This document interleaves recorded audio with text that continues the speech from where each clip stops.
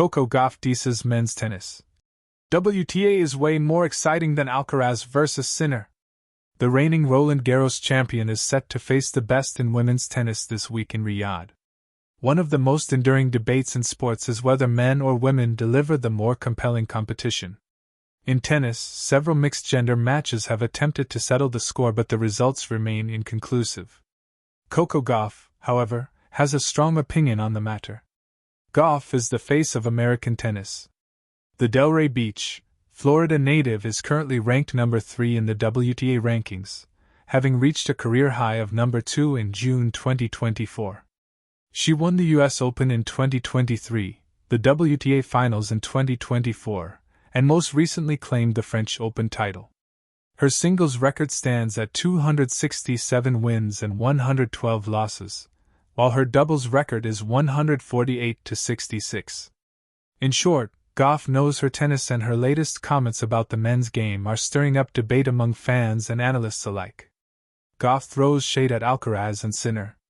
This year's Grand Slam tournaments saw 4 different women take home titles: Gauff in Paris, Madison Keys in Melbourne, IJ Swiatek at Wimbledon, and Aryna Sabalenka in New York.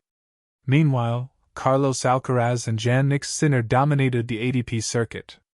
Gauff believes this variety makes the WTA more appealing to fans than the men's tour.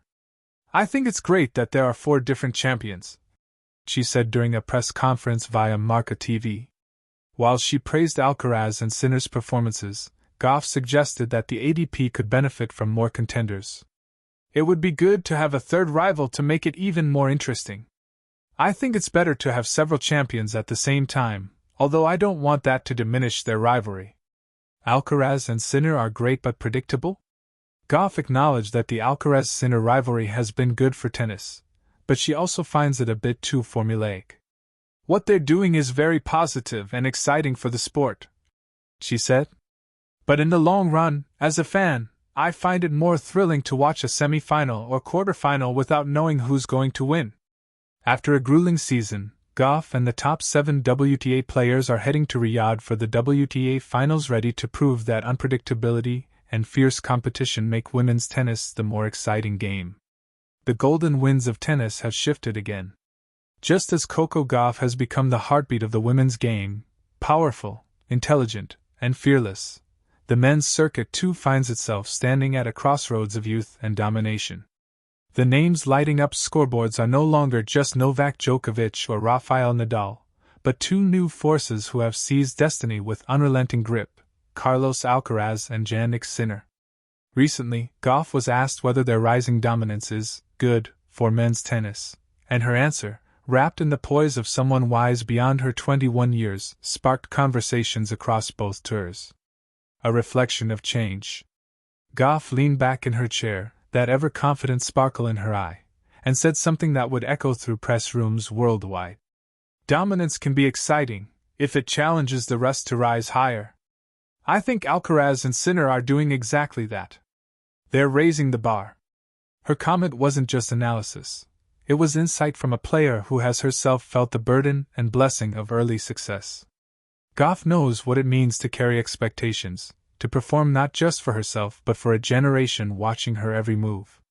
And in Alcaraz and Sinner, she sees kindred spirits, athletes who redefine what's possible while still discovering who they are. For men's tennis, the timing couldn't be more symbolic.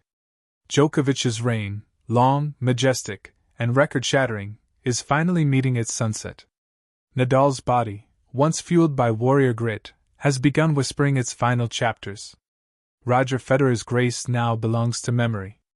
Into that vacuum step 2 prodigies, a Spanish matador and an Italian ice-sculpted tactician. And Coco's question lingers like a thoughtful serve tossed high into the desert air: is dominance, in this new era, a blessing or a burden? The dual faces of dominance. Gauff understands dominance better than most. When she lifted the US Open trophy in 2023, many predicted an empire. Yet she has learned that success comes with paradoxes: adoration, but also pressure; stability, but also stagnation if unchecked. Dominance, she explained in one of her interviews, can be healthy when it pushes others forward, not when it shuts doors. In men's tennis, that's the delicate balance Alcaraz and Sinner now represent. Their matches have become near mythical, fast, tactical, full of modern creativity. They've turned rallies into art forms, exploding from the baseline with the energy of players who grew up studying YouTube clips of Federer but training like machines built for 2025. Gauff sees this not as a problem, but as an opportunity. When I watch them, she said, I don't think about domination. I think about evolution. They're not repeating history, they're rewriting it in real time. Her words struck a chord. Because truly, tennis has always danced between eras of monopoly and unpredictability. The Big Three era gave us continuity and excellence, but also predictability. Now, Alcaraz and Sinner offer something slightly different, a rivalry rooted in youth, friendship, and contrasting styles that feel electric rather than oppressive. A new rivalry, a new language. Gauff has spent enough time on tour to know how rivalries shape sport. Serena and Venus, Sharapova and Henin, Osaka and herself, each dynamic sculpted women's tennis in its own way. The men's game, she noted, needs a similar heartbeat post-Djokovic. Fans crave rivalries. Not dominance for dominance's sake, but stories, tension, the feeling that anything can happen. And indeed, that's what Alcaraz versus Sinner promises. It's not just about who wins, it's about how they win.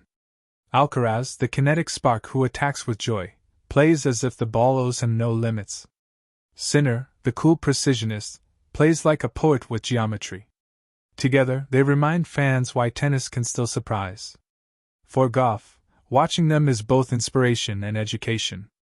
She's spoken before about how men's tennis sometimes serves as a mirror for her own strategic growth, particularly in mental strength and variety.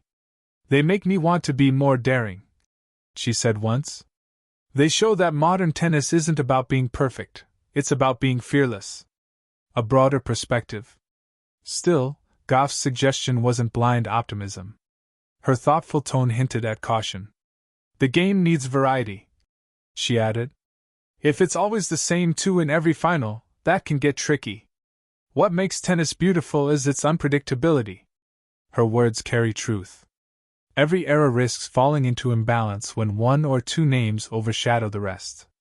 Fans may adore greatness, but they also crave tension, the upset, the breakthrough, the Cinderella story. And that's where the responsibility shifts from Alcaraz and Sinner to their peers. Dominance, Gauff implied, should be an invitation, not an exclusion. It's the spark that forces others, Rune, Medvedev, even the next wave of juniors, to innovate, to dream bigger. It's the same dynamic she herself sparked in women's tennis after defeating Sabalenka and Swiatek in back-to-back tournaments. Competition, she said, is the highest compliment you can give the sport.